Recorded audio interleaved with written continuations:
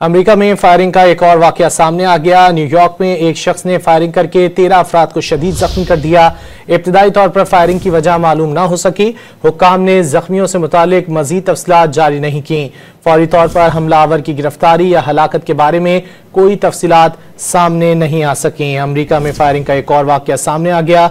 New York में एक शख्स ने फायरिंग करके 13 अफराद को शदीद जख्मी कर दिया। इब्तदाई तौर पर फायरिंग की वजह मालूम नहीं हो सकी। हुक्काम ने जख्मियों से मुतालिक मजीद तफसीलात जारी नहीं की।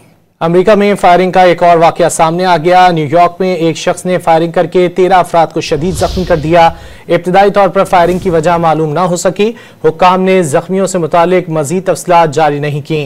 फौरी तौर पर हमलावर की गिरफ्तारी या हलाकत के बारे में कोई तफसीलात सामने नहीं आ सकी। अमेरिका में फायरिंग का एक और वाकया सामने आ गया। न्यूयॉर्क में एक शख्स ने फायरिंग करके 13 अफराद को शदीद जख्मी कर दिया। इब्तदाई तौर पर फायरिंग की वजह मालूम नहीं हो सकी।